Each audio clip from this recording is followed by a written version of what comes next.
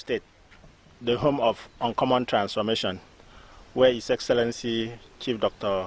Goodluck Babio is modeling what His Excellency Goodluck Jonathan is doing at the federal level. The reform agenda of the federal government, which is actually driven by the privatization, resulted in the breaking up of what we used to call NEPA into 18 different companies.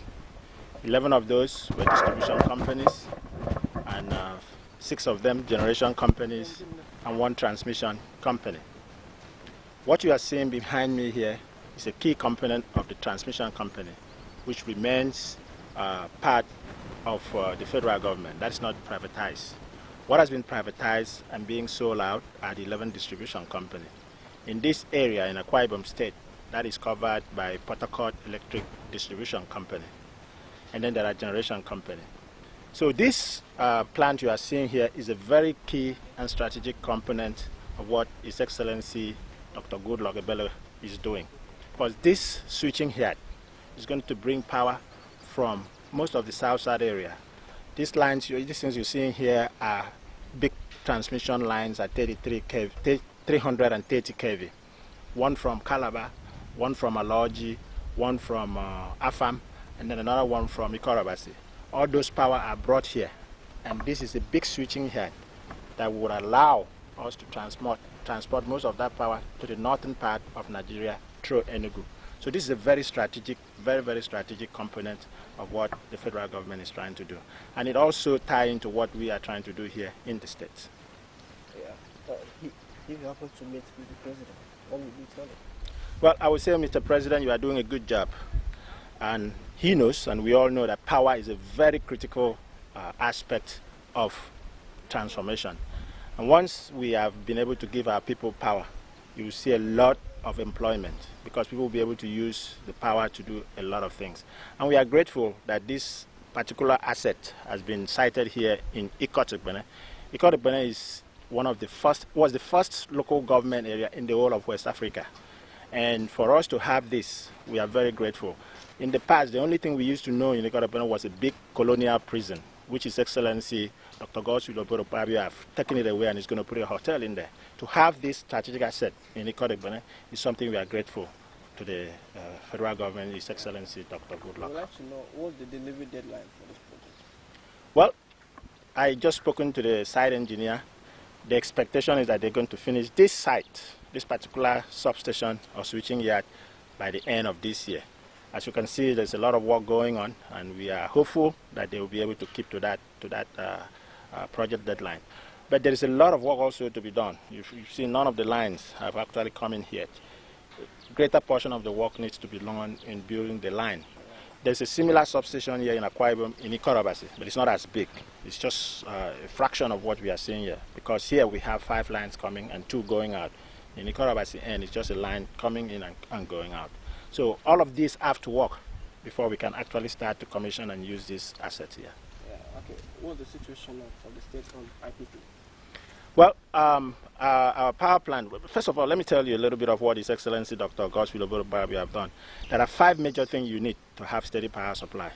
You need gas, then you need a generation, you need good transmission, you need good distribution, and then you need good management of that asset in what we call utility competency. In Akwa Ibom, all those 5 building blocks are in place. Now, the Ibom Power is just one of those 5. And for the last few years, or last few months, we've shut it down to fix it so that it will be properly run. And we hope by the next maybe 2-3 weeks or less, Ibom Power should be on, and that should be able to put some power back in the grid and some power, more power to Akwa Ibom people. As the Senior Special Assistant to the Governor on Power, we would like to know what's the situation of the project. Okay, you remember I said that Akwa Ibom State is modeling what His Excellency the President is doing at the federal level. We did not only support in words the privatization, we actually participated in it.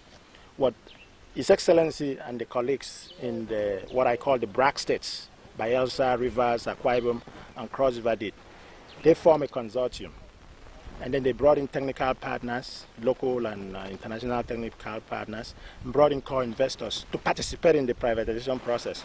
And so what used to be called Port Harcourt Electric Distribution Company has been acquired by the consortium that we formed. It's called 4Power Consortium. So when the privatization is done, as a matter of fact, His Excellency, the President gave the license and the share certificate to 4Power not long ago. So when the asset is fully handed over, 4Power will now be the one to run the distribution assets in Akwa Ibom State. Yes, and Akwa Ibom State is part of that. So those four, when you hear 4Power, it's really 4 states. I call them the BRAC state: Bayelsa, Rivers, Akwa Ibom, and Cross River.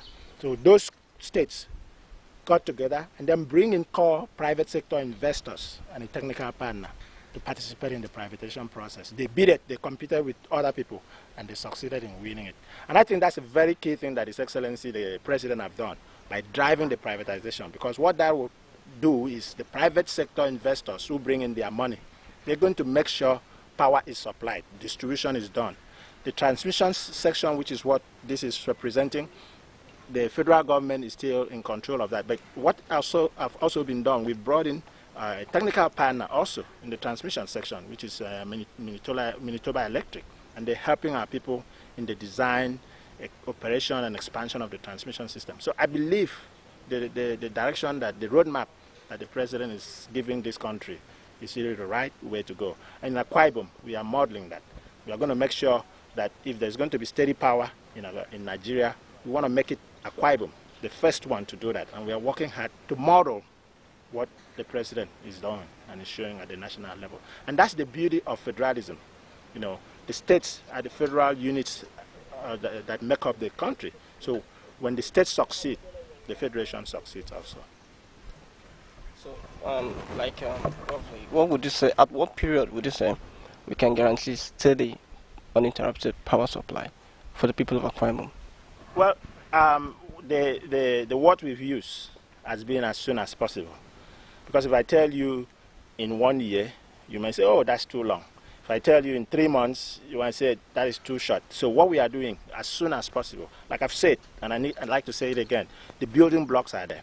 We have gas, the generation is there. We have Ibom Power Plant. Transmission, we are partnering with the federal government. There was a constraint, difficulty in the line that goes from Ikot through Uyo to Itu. We've partnered with the federal government, and that line has been reconducted. It can carry more power from Ibom Power. You know, we've also acquired the distribution, and we've also opened an office.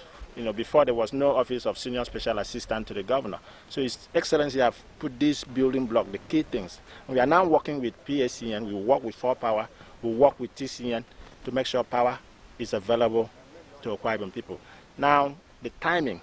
It's not something I can say, because there's so many complications, there's so many complexities. I'm saying, and I know His Excellency is also saying, before he leaves office, he would like to see his people enjoying steady power, and we are working. Thank you. You're welcome.